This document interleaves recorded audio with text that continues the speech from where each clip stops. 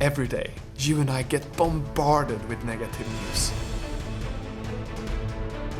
And just like our bodies becomes what we eat, our minds become the information that we consume.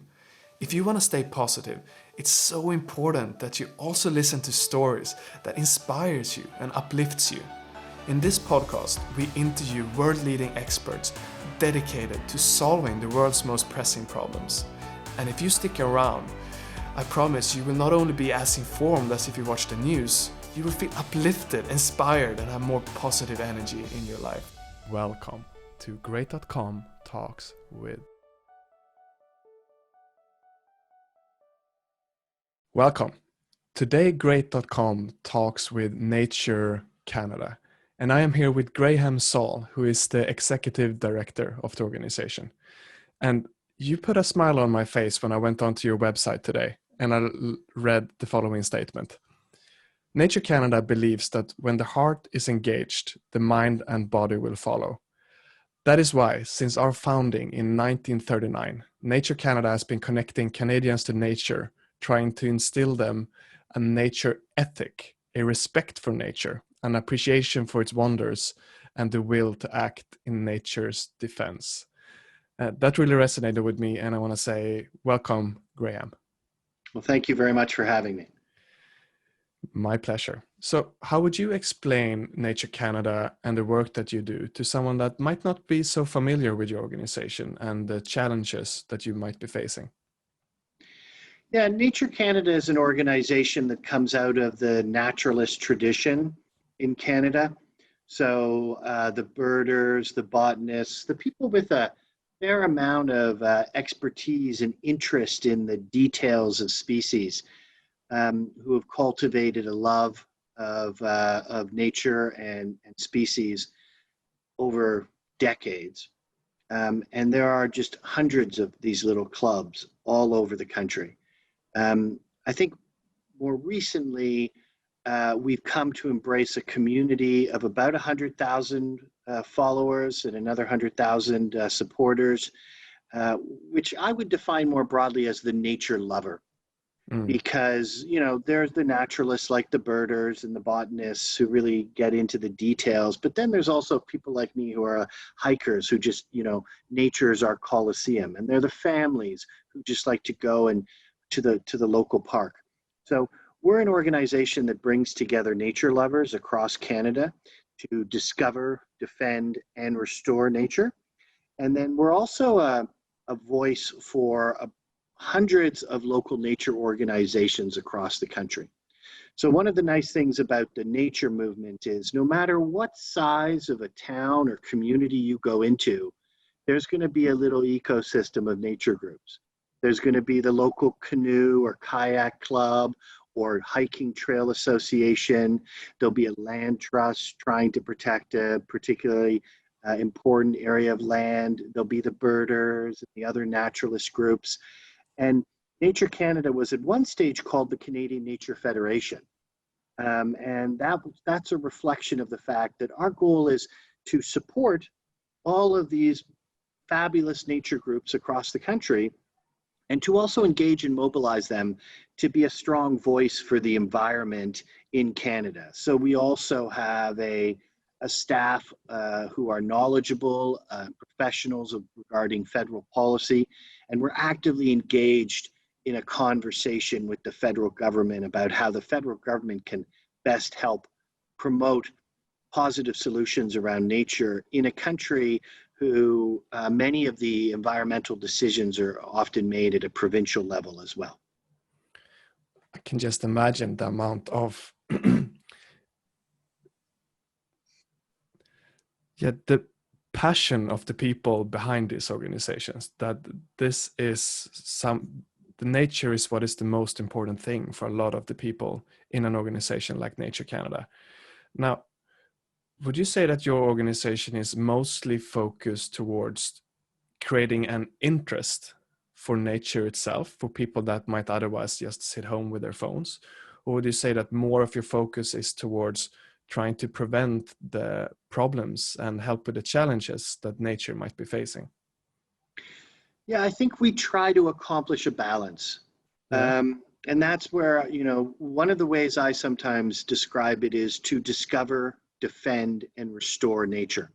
So discover is Okay. that sense of wonder and love that people have in terms of getting out and communing with nature, appreciating the species that we share this earth with. And I think really coming to terms with the fact that humanity benefits tremendously from our relationship to nature, both in a physical and emotional and psychological sense. And I think within the context of the current COVID pandemic, we're seeing that more than ever. So we really believe that one of our core goals is to help people enjoy and love nature and get into it and benefit from it directly. At the same time, it's really important to acknowledge that nature is in crisis, even in a country the size of Canada. And we can't just think of it from a personal perspective. We also have to think about it from an intergenerational and interspecies responsibility. And we have a responsibility to take action to defend intact ecosystems, help expand protected areas and protect more of what's left. And we also have a responsibility to restore degraded ecosystems, rewild areas, go into places that we've already gone too far in terms of undermining those landscapes and nature, and begin to think about how we can help build back better. I really like the order of your approach here, that you first help people discover nature, then make them see that, okay, we cannot keep destroying nature, we need to protect it, and then finally restore. So let's say that I'm from Stockholm, Sweden. Let's say that I have friends that live in the city, they rarely get out into nature. What would you say, how can I influence them? How can I outfluence them into nature? Yeah, I mean, that's a great question. Everyone has nature nearby, though I think there's some inequalities in terms of access that are increasingly being examined. Um, and I think we've also clearly seen that when people have nature experiences when they're young, it generates a lifelong connection with nature. So Mm. one of the things Nature Canada does is we have a program called Naturehood, where we help connect families and children to nearby nature through work with schools and other groups to get kids into nature. We also try to share with people information about where are the natural spaces nearby them and how best to find and then explore. I think right now the Canadians, at least, have really, within the context of the COVID virus pandemic, have generated a new appreciation for the importance of getting into natural spaces, and have really connected in terms of what's a broader kind of simplification of their life that is involved in many ways rediscovering the local spaces around them. So I would encourage parents to really make an effort to get their kids into nature and help establish those bonds when they're young. And I would also encourage friends and families to take the initiative to say, hey, let's go spend some time today rather than go to the restaurant. Let's go and sit in the local park, or let's discover that ravine or area that's a little bit further away, but not too far. And to reflect, I think, on some of the mounting evidence that in so many ways nature is really vitamin N. It is it's important to us from a physical perspective. Exercise in nature is really exercise squared.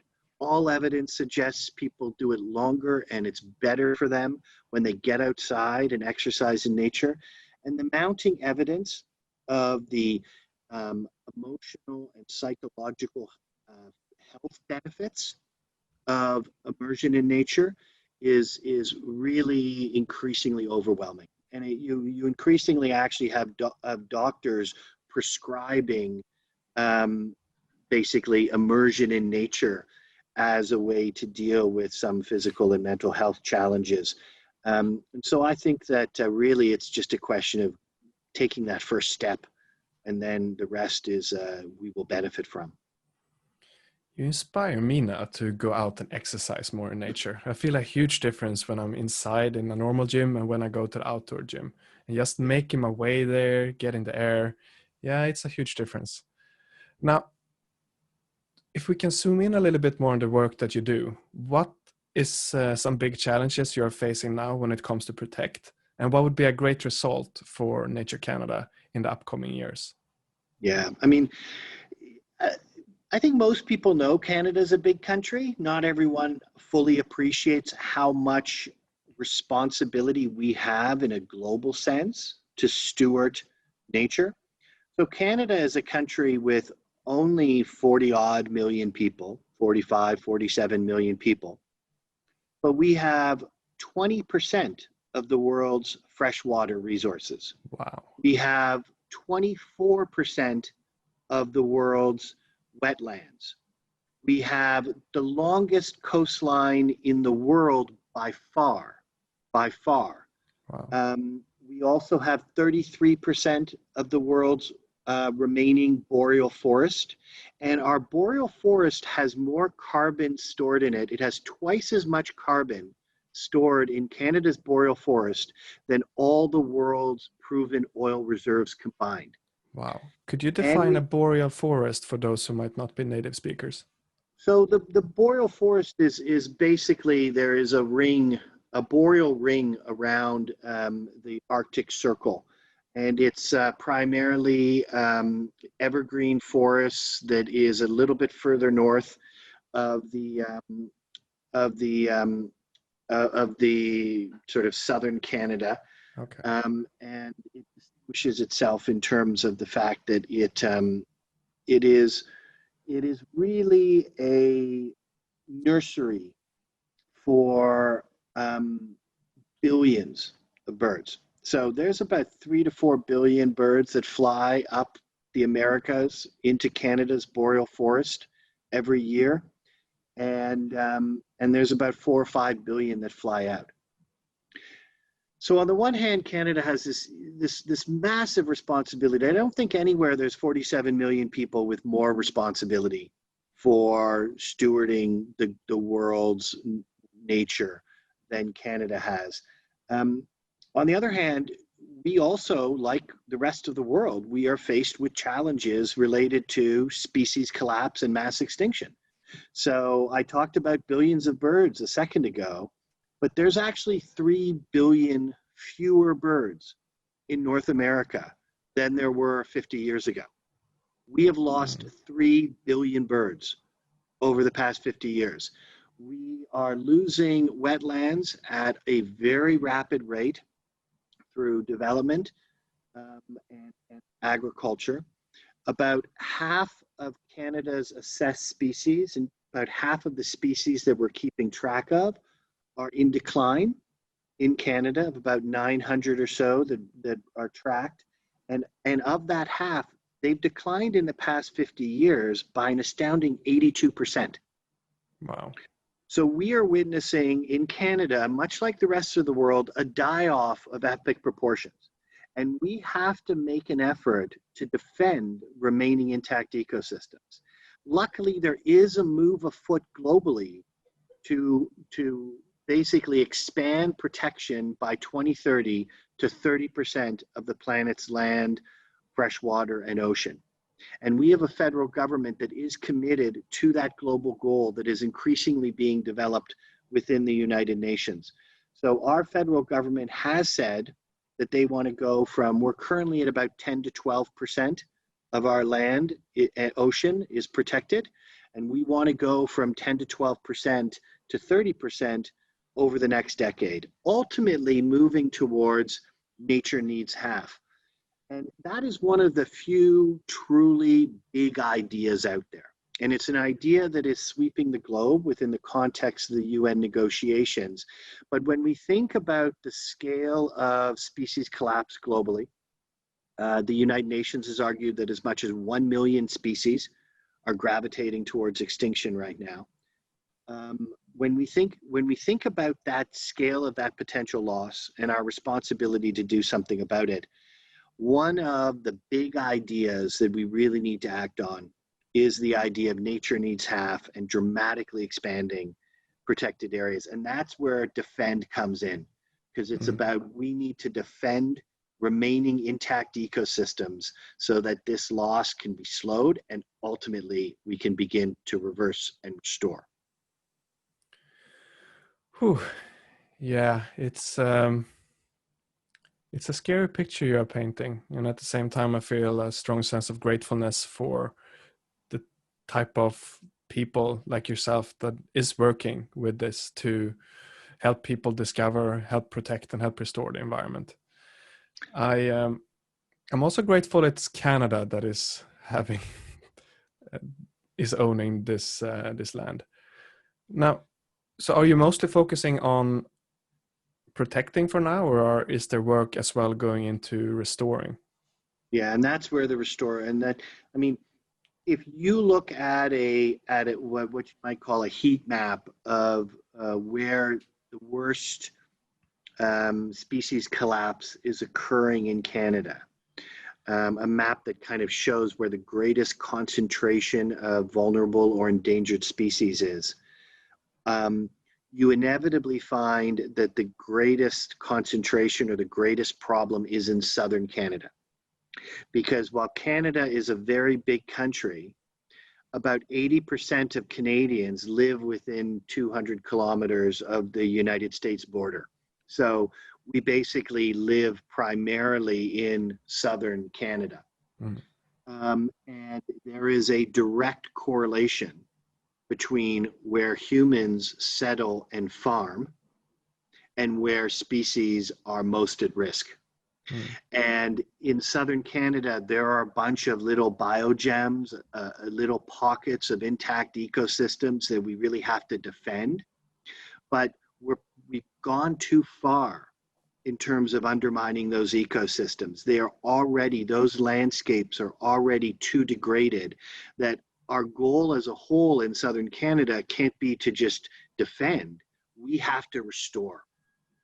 So that's where we get to the point where we have to begin a conversation in southern Canada and in Canada in general, where we are talking about actually how do we rewild areas? How do we take the margins of farmlands and the rivers that run beside farms and begin to repopulate those areas with trees and other shrubs and bring animals back to them? How do we imagine urban landscapes that are restorative in terms of bird populations rather than threats? How do we think about natural infrastructure in urban areas where nature can help both deal with severe weather and serve infrastructure needs, but also serve as a location that supports biodiversity and animals and species?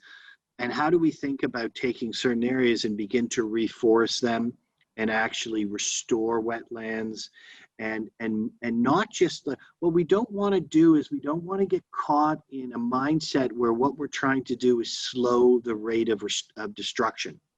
What the nature community must do now is we must get into a mindset where we're not just trying to slow species collapse, we're trying to reverse species collapse. And we're not just trying to slow the rate of destruction of intact ecosystems, we're trying to restore degraded ecosystems so that we can increasingly coexist and provide habitat to endangered species. And in the process, of course, we all get more nearby nature and we get more access to nature ourselves. So we benefit spiritually, physically, and mentally from that restoration. So that's a big part of it. And the one thing we haven't had a chance to talk about in terms of some of the key things, though there's obviously a lot to talk about, is in the Canadian context, Indigenous-led conservation is increasingly emerging as the future of nature protection in the country. And that's a really exciting trend. Right. There was a lot of stuff in those sentences, but the feeling in my body is I feel very inspired and I appreciate your passions and your skills to explain this as a communicator. We're running towards the end of our podcast now. I had a really good time. And I can imagine that the one listening to this also feels inspired to somehow help nature take some kind of action. So what would be something a listener can do to help out you and your organization? Well, there's organizations like Nature Canada in every country, and making a donation to those organizations is always going to help those organizations do their job.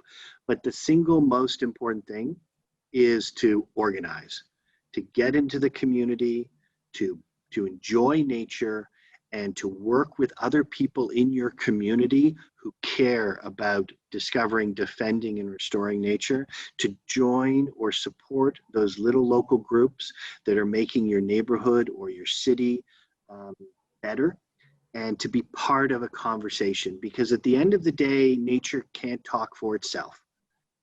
Humans need to stand up and say the direction we're heading is not okay, and we need to organize politically. So while Nature Canada is very much about the personal experience, we ultimately believe it's not just about getting into nature and enjoying it.